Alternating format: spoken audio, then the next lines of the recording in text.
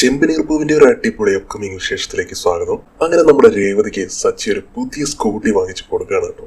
അത് വെറുതെ അല്ല, അവൾക്ക് പൂക്കച്ചവടം നടത്താൻ വേണ്ടിയിട്ടാണ്. ഇതിന്റെ മുമ്പിൽ തന്നെ ഒരു പൂക്കടയൊക്കെ ഇട്ട് കൊടുക്കുന്നുണ്ട് സച്ചി.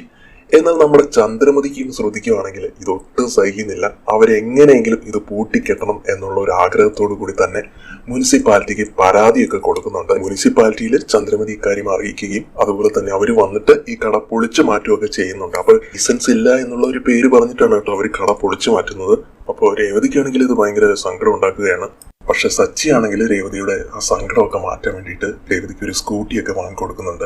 അപ്പോൾ രേവതിക്ക് അത് കിട്ടുമ്പോൾ തൽക്കാലം ഒരു സന്തോഷമൊക്കെ വരുന്നുണ്ട്. അങ്ങനെ ആ ഒരു ഉത്സാഹത്തില് രേവതി ആദ്യം തന്നെ സ്കൂട്ടിയിൽ പോകുന്നത് സ്വന്തം വീട്ടിലേക്കാണ് കേട്ടോ. സച്ചിയും പുറകിലിരുത്തി രേവതി സ്കൂട്ടി ഓടിക്കുന്ന രംഗങ്ങളൊക്കെ അവരുടെ ആ മനോഹരമായ നിമിഷങ്ങളൊക്കെ കാണിക്കുന്നുണ്ട്. അങ്ങനെ സച്ചിയും രേവതിയും കറങ്ങി അടിച്ച് സ്കൂട്ടിയിൽ പോകുന്നതും അവർ നല്ല ഹാപ്പി ആയിട്ട് കഴിയുന്നതൊക്കെ ഇതൊക്കെ കണ്ടിട്ട് നമ്മുടെ ചന്ദ്രമതിക്കും ശ്രുതിക്കും ഒക്കെ ആണെങ്കിൽ ഒട്ടും സഹിക്കുന്നില്ല. അവരെങ്ങനെയെങ്കിലും അവരുടെ അടുത്ത തന്ത്രം എന്ന് പറഞ്ഞാൽ ഈ സ്കൂട്ടി എങ്ങനെയെങ്കിലും ഒന്ന് കേടുവരുത്തുക എന്നുള്ളതാണ്. അതുകൊണ്ട് തന്നെ അവര് രണ്ടുപേരും കൂടി ചേർന്ന് സ്കൂട്ടിയുടെ ഒരു വയർ അതെങ്ങനെയോ കട്ട് ചെയ്ത് വെച്ചിട്ടുണ്ടാവും. അങ്ങനെ രേവതി സാധാരണ ഒരു ദിവസം പോലെ തന്നെ സ്കൂട്ടിയൊക്കെ എടുത്ത് കുറച്ച് പൂക്കളൊക്കെ ആയിട്ട് വണ്ടി സ്റ്റാർട്ട് ചെയ്ത് പോകുന്നുണ്ട്. അങ്ങനെ വണ്ടി ഓടിച്ച് പോകുന്ന സമയത്താണ് കുറച്ച് കുട്ടികൾ വഴിയിൽ പാസ് ചെയ്ത് പോകുന്നത് കാണുന്നത്. അപ്പോ രേവതിക്കാണെങ്കിൽ അവരെ കണ്ടിട്ട് ബ്രേക്ക് വർക്ക് ആവുന്നില്ല. രേവതി ആകെ ടെൻഷനിലാവുകയാണ്. എന്ത് ചെയ്യണമെന്ന് അറിയില്ല.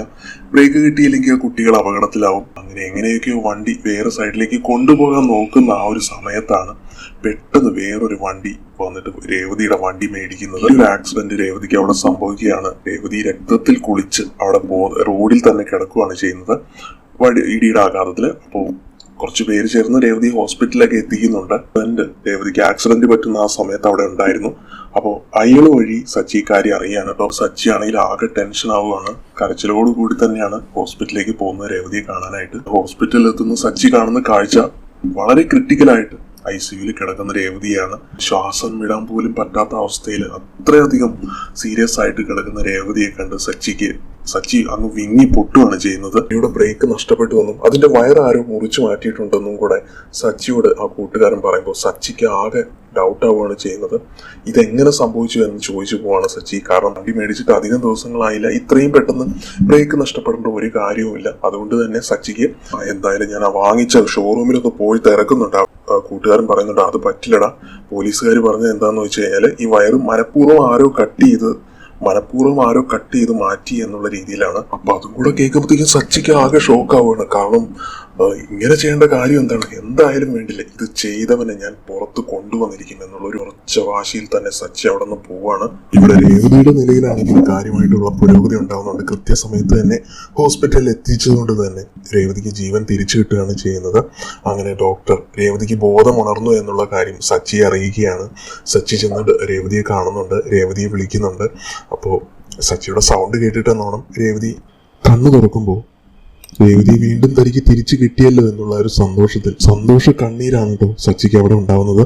രേവതിക്കാണെങ്കിലും സച്ചിയെ കണ്ട് കരച്ചിൽ വരുന്നുണ്ട്. എന്നിട്ട് സച്ചി ചോദിക്കുന്നുണ്ട്, രേവതി നിനക്ക് എന്താ പറ്റിയത്? നിന്നോട് ഞാൻ പറഞ്ഞിട്ടുള്ളതല്ലേ ശ്രദ്ധിക്കണമെന്ന്. പിന്നെ എന്താ ഉണ്ടായത്, എന്താ സംഭവിച്ചതെന്നൊക്കെ ചോദിക്കുമ്പോൾ എനിക്കറിയില്ല, ആ കുട്ടികളെ കണ്ടപ്പോൾ അവരുടെ ദേഹത്ത് ഇടിക്കാതിരിക്കാൻ വേണ്ടിയാ ഞാനെന്ന് പറഞ്ഞിട്ട് അങ്ങനെ പറഞ്ഞു തുടങ്ങുമ്പോഴേക്കും രേവതിയുടെ ആ ബോധം അങ്ങ് നഷ്ടപ്പെടുകയാണ് ചെയ്യുന്നത്. അപ്പോൾ സച്ചിയാണെങ്കിൽ ആകെ പരിഭ്രമിക്കുന്നുണ്ട്. പെട്ടെന്ന് ഡോക്ടർ വന്നു. സച്ചിയോടായിട്ട് അധികം സംസാരിക്കേണ്ടെന്നും പേഷ്യന്റിന് കൂടുതൽ സ്ട്രെസ് താങ്ങാൻ കഴിയില്ല, അതുകൊണ്ടാണ് ഇടയ്ക്ക് വെച്ച് ബോധം പോകുന്നത്, എല്ലാം ശരിയായിക്കോളും, നോർമൽ ആയിക്കോളും എന്ന് പറഞ്ഞ് ആശ്വസിപ്പിക്കുന്നുണ്ട് സച്ചിയെ.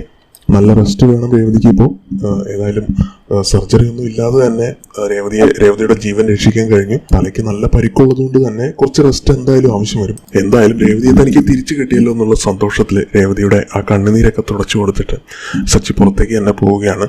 സച്ചി പുറത്തേക്ക് എത്തുമ്പോഴേക്കും അവിടെ രവീന്ദ്രനും അതുപോലെ ലക്ഷ്മിയും അതുപോലെ എല്ലാവരും വന്നിട്ടുണ്ടായിരുന്നിരിക്കും. ഈ വാർത്ത അറിഞ്ഞിട്ട് സച്ചി അവരോടായിട്ട് കാര്യങ്ങളെല്ലാം പറയുകയാണ്. അതായത് രേവതിയുടെ ബ്രേക്ക് ആരോ മനഃപൂർവ്വം കട്ട് ചെയ്ത് കളഞ്ഞതാണ്, അതെന്തായാലും എനിക്ക് കണ്ടുപിടിക്കണം. എന്തായാലും ഒരു കാര്യം ഉറപ്പാണ്, അത് പുറത്ത് നിന്ന് ആരും ആയിരിക്കില്ല ചെയ്തിട്ടുണ്ടാവുക.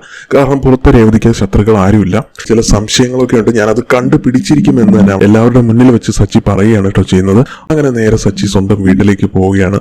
അപ്പൊ ഇതേ സമയത്ത് ഇവിടെ ചന്ദ്രമതി ലക്ഷ്മിയൊക്കെ ആണെങ്കിൽ രേവതിക്ക് സംഭവിച്ച ഈ ദുരന്തം അറിഞ്ഞ് അവരിങ്ങനെ ഇങ്ങനെ സന്തോഷിച്ച ആളാചിരിക്കുകയാണ്. സച്ചി പെട്ടെന്ന് വീട്ടിൽ കയറി വന്നത് ഇവരറിയുന്നില്ല. എന്തായാലും അവൾ ഇങ്ങനെ അങ്ങ് പോയാൽ മതിയായിരുന്നു എന്നൊക്കെ ചന്ദ്രമതി ഇങ്ങനെ പറയുന്ന സമയത്ത് ശ്രുതി പറയുന്നുണ്ട്, എന്നാലും ആന്റി രേവതി ഒരു പാവല്ലേ, അവളുടെ കാര്യമൊക്കെ ശരിയാണ്, അവൾക്ക് അപകടം ഉണ്ടാവാൻ വേണ്ടിയിട്ടാണ് നമ്മൾ അവളുടെ വണ്ടി കേടാക്കിയത്. എന്നാലും ഇത്രയും ക്രിട്ടിക്കലായിട്ടാണ് രേവതി അവിടെ ഹോസ്പിറ്റലിൽ എന്ന് അറിയുമ്പോൾ എന്തോ ഒരു വിഷമമെന്നൊക്കെ ശ്രുതി ഇങ്ങനെ പറയുന്ന സമയത്ത് അതൊന്നും സാരമാക്കണ്ട മോളെ, അവളങ്ങ് ചാവുന്നെങ്കിൽ ചാവട്ടെ, അവൾ ആ നശൂലം പിടിച്ചവൾ ഈ വീട്ടിൽ നിന്ന് പോയാൽ തന്നെ ഈ വീട് ഗതി പിടിക്കും. അവളില്ലാതായെങ്കിൽ ഈ വീട്ടിൽ വെളിച്ചവും ഭാഗ്യദേവതയും ഒക്കെ വന്ന പോലെയാ, അതൊക്കെ നീ ഒന്ന് ഓർക്കുമോളെ എന്നൊക്കെ ശ്രുതിയോട് പറയാണ് കേട്ടോ ചന്ദ്രമതി. അപ്പൊ ഈ സംസാരം എല്ലാം സച്ചി കേൾക്കുന്നുണ്ടെന്നുള്ള കാര്യം ഇവര് രണ്ടുപേരും അറിയുന്നില്ല. സച്ചിക്ക് എല്ലാം മനസ്സിലാവുകയാണ്. ചന്ദ്രമതിയും ശ്രുതിയുമാണ് ഇതിന്റെ പിന്നിൽ. രേവതിയെ കൊല്ലാൻ പോലും മടിയില്ലാത്തവരാണ് ഇവര് രണ്ടുപേരും എന്നുള്ള യാഥാർത്ഥ്യം സച്ചി അവിടെ വെച്ച് തിരിച്ചറിയുകയാണ് കേട്ടോ ചെയ്യുന്നത്. സച്ചി പിന്നെ എങ്ങനെയായിരിക്കും പ്രതികരിക്കുക എന്ന് നമുക്കറിയാം. സച്ചി കൊല്ലാനുള്ള ആവേശത്തിൽ അവിടെ കിടന്നിരുന്ന സ്റ്റൂൾ എടുത്തിട്ട് ചന്ദ്രമതിക്കും ശ്രുതിക്കും നേരെ അവരെ അവരുടെ തലയടിച്ച് പൊട്ടിക്കാൻ എന്നുള്ള രീതിയിൽ അങ്ങോട്ടേക്ക് ചെല്ലുകയാണ് ചെയ്യുന്നത്. എന്റെ രേവതി ഈ അവസ്ഥയിൽ ാക്കിയത് നീയൊക്കെയാണല്ലേടി എന്ന് പറഞ്ഞുകൊണ്ട് സച്ചി അവിടെ നിന്ന് അലറുമ്പോ രണ്ടുപേരെയും ഇപ്പൊ തന്നെ തീർക്കുമെന്നുള്ള മട്ടിൽ നിൽക്കുമ്പോൾ പെട്ടെന്ന് ശ്രുതിയും ശ്രീകാന്തും ഒക്കെ ആണെങ്കിലും അവിടെ വന്നിട്ട് സച്ചിയെ പിടിച്ചു മാറ്റുന്നുണ്ട്. എന്താ സച്ചി നീ ചെയ്യുന്നത്, നിന്റെ അമ്മയാണ് ഇതെന്നൊക്കെ ശ്രുതി പറഞ്ഞു കൊടുക്കുമ്പോ അപ്പൊ സച്ചി പറയും, എന്റെ അമ്മയാണെങ്കിൽ എന്റെ അമ്മയ്ക്ക് എന്റെ ഭാര്യയെ കൊല്ലണമെന്നുണ്ടോ, എന്റെ രേവതി ഈ അവസ്ഥയിലെത്തിച്ച് ഇവരൊറ്റ ഒരുത്തിയാണ്, രേവതിയെ കൊല്ലാൻ നോക്കിയത് ഇവരും ഈ ശ്രുതിയും ചേർന്നിട്ടാണെന്നുള്ള യാഥാർത്ഥ്യമെല്ലാം സച്ചി അവിടെ നിന്ന് പറയുമ്പോൾ എല്ലാവർക്കും ഇത് കേട്ട് ഷോക്ക് ആവുകയാണ്. കാര്യം രവീന്ദ്രനും ശ്രുതിയും ശ്രീകാന്തും ഇതൊന്നും അറിഞ്ഞിട്ടുണ്ടായിരുന്നില്ല. ഒടുവിൽ രവീന്ദ്രൻ തന്നെ ചന്ദ്രമതിയെ കൊണ്ട് ഈ സത്യങ്ങളെല്ലാം തുറന്നു പറയിപ്പിക്കുകയാണ് ചെയ്യുന്നത്. അത് ചന്ദ്രമതി തുറന്നു പറയുന്ന രവീന്ദ്രൻ ഒരൊറ്റ അടി കൊടുക്കുകയാണ് ചന്ദ്രമതിയുടെ ചെകിടത്തിട്ട്. അത്രയും സ്ട്രോങ് ആയിട്ട് തന്നെ രവീന്ദ്രൻ അപ്പോൾ അവിടെ പ്രതികരിക്കുന്നുണ്ട്. അപ്പൊ ഇങ്ങനെയുള്ള കിടിലൻ എപ്പിസോഡുകളൊക്കെയാണ് ഇനി വരാൻ പോകുന്നത്. അപ്പൊ എന്തായാലും നമുക്ക് കാത്തിരിക്കാം. ഈ വീഡിയോ ഇഷ്ടപ്പെട്ടെങ്കിൽ ലൈക്ക് ചെയ്യുക, മറക്കാതെ ചാനൽ കൂടി ഒന്ന് സബ്സ്ക്രൈബ് ചെയ്യണേ.